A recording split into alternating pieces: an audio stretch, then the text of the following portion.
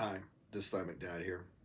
Wanted to make a video on boundaries, just because I know that in looking at videos on narcissism myself, that's something that's come up.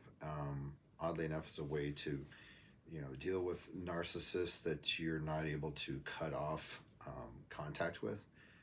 That said, it's more interesting to me to see the dynamic going both ways on boundaries. So I thought I'd kind of talk on that. So, jumping in, I will, say that my own personal experiences with receiving boundaries from narcissists, has been comical because the narcissist, they don't think like human beings. They think very strangely in their own little way, and so they what they try to do is they try to use boundaries as another tool in their toolbox for exerting control. And so, with, for instance, my ex-wife, she would set these boundaries that would have nothing to do with her, and it would just be about controlling my actions. So, a boundary from her might be, you're not allowed to call the kids after 7 p.m. at night, when we were divorced. And it's like, sorry, lady. The law says that me and the kids can contact each other whenever we want to. For one, so it's just like right there, take your request and throw it out the window.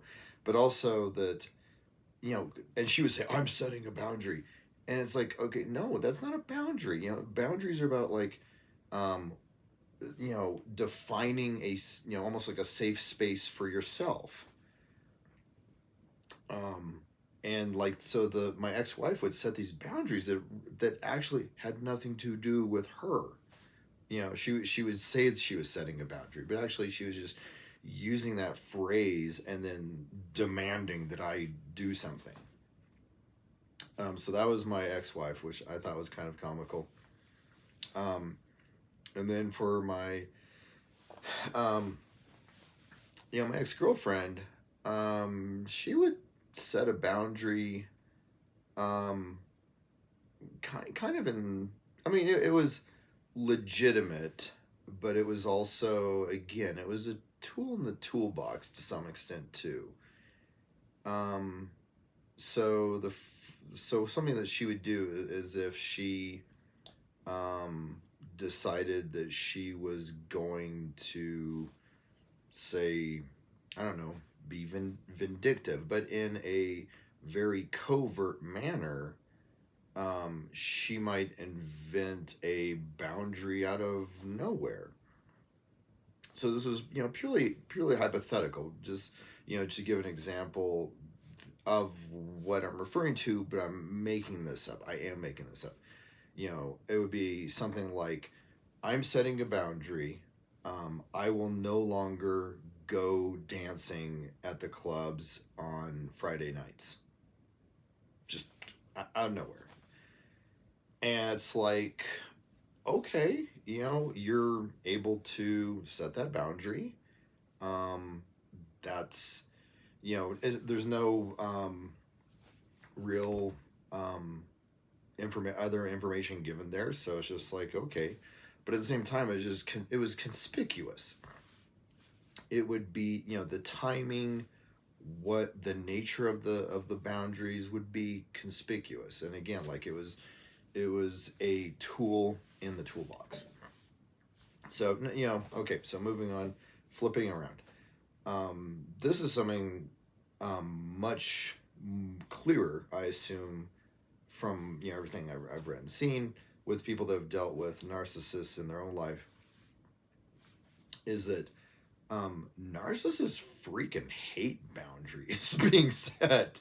I mean, it's so funny that there's certain things that other people wouldn't even blink at.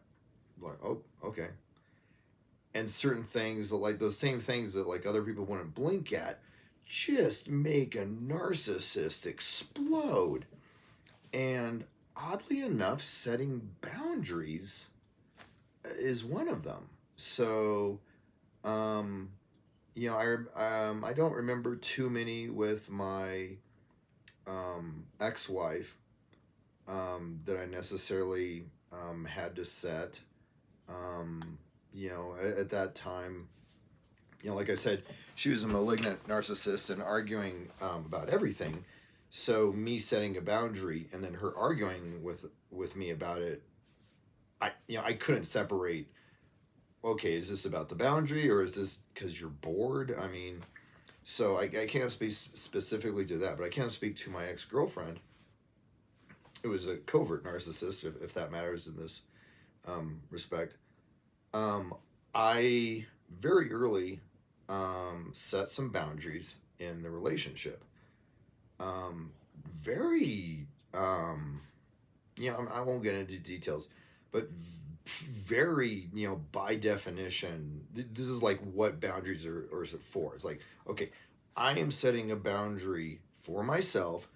This is what I'm psychologically, emotionally comfortable with. And, the end. Like, it's not up for negotiation. This is the boundary. This is me. And I was one of those people, like, I would explain my boundary. I would say, okay, this is the reason behind this, and give the whole long story or something. And so I set a couple of boundaries, very much for my own personal, emotional, psychological protection. And she hated it. I mean, it was very peculiar. And I'm, I'm just kind of flabbergasted, even thinking back now to, this was like 4 years ago when the relationship first started, about her reaction to it. So she got very pissed off when I set the boundary. Then later sent me this long email basically protesting the boundary. And both, in that email and then in the next day in like a face-to-face conversation, said that, just how she was, disgusted with my boundary and that she doesn't, I think she seriously said she doesn't like rules because she feels like she can't be herself. She can't be authentic.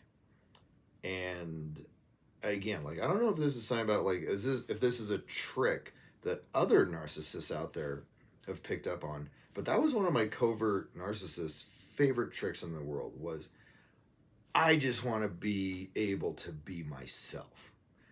I just want to be able to be authentic. Authenticity is important to me, and it's healthy to be authentic and to be my authentic self. And it's like, not at the expense of my boundaries. No, it's not. Not at the expense of other people's physical, emotional, psychological, health. No, it's not. When it's damaging to other people, and well, maybe you need to pause and think about that. So, needless to say, she hated that and just protested and protested and I mean, for at the time, I seriously think for like 3 days she protested. Grumpy, complaining, kept bringing it back up, being in a pissed off mood, and I was just like, no, this is the boundary. And I mean, it was, and again, like, even at the time, I could not wrap my head around what the hell was even happening, because it wasn't like it was a strange boundary. It was a very straightforward, this is what I need to feel safe, the end, type of boundary. and it was getting this type of a reaction. And so, very bizarre. And fast forward, I don't know, 6 months, a year or something. We ended up breaking up briefly. I'll say the first time, because I had brought up either one of those old boundaries or one that I had made subsequently. Again, very straightforward and also very specific. It was like, okay, this is the type of situation that would happen, 0.01% of the time. So me setting a boundary about that should not be a big problem, because most likely it should not even happen ever. So along that lines, I had brought up this boundary. She was bristling, and I just held my ground and I said, if you can't accept, if you can't respect this boundary, this relationship's not gonna work. Click. So we broke up for 24 hours, got back together. Again, that should have been a red flag. That like, who breaks up with someone for setting a healthy boundary? A narcissist. Okay, so I had set a couple of these very specific boundaries, and getting back to, like, with like other people's experiences with narcissists and boundaries. Even after all that, she would run up right to the line. And I don't know if it was like unconscious or if it was like a game for her, but it was this weird thing where she would say, where it's like, okay, there's the boundary. I'm going to go right up to it. I'm going to see how close I can get to the boundary without poking my toe over. And so that there was that weird game. And then, like, when that wasn't enough, sometimes, especially if she had something to drink, she'd be like, okay, and just plop right over the boundary. Knowing damn well that I had, set a boundary, and like, it was like, okay, this is a boundary I set like over a year ago. Why are you doing this? And again, it was very much, her defense was, I need to be my authentic self. I just want to be free. I don't like all these rules. I just want to be able to do what I want to do and say what I want to say. Okay, what are you, 3 years old? That's something a toddler says. And of course, and again, this is like the one of the, like, sad but hilarious parts. That was about respecting my boundaries. If I had ever, like, gotten close to one of her boundaries, that she would not tolerate that.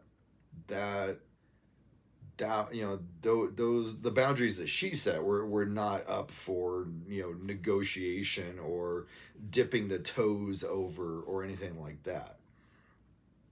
And so again, it was very much, and I'll make a video on this later, but very much another example of narcissists and their complete inability to understand the concept of reciprocity. My understanding is that reciprocity, grows out of empathy. And so if you have a person that doesn't have empathy, is not able to put their self into your shoes, they don't have any concept of reciprocity. They it's just not even there. I mean, there's no internal push. There's no little voice saying, "Okay, now it's your turn," or "Okay, now it's now I do my half," or something like that. They don't have that little internal voice in them at all, and so the rules don't apply both ways. And so the boundaries that they're set are very real to them and matter to them. But the boundaries other people make, just kind of annoying. Um, and again, like I'll get on another, I'll do another video to kind of touch on kind of the, um, thinking process of why narcissists can just, kind of have these like double standards and expect things from other people without having any concept of other people expecting the same from them. So, anyways, I hope that this has been helpful around the issue of boundaries with narcissists.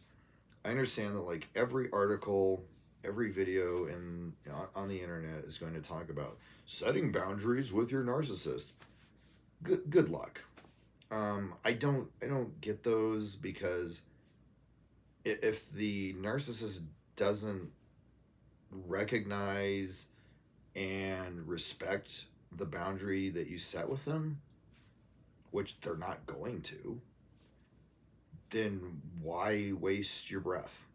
I mean, I guess just so you can let them know what the consequences are. But I mean, that's the thing. You just have to say, okay, here's the consequences if you do this, and they'll probably do it, you know, and so they'll have to face the consequence. But anyways, I hope that this has been helpful.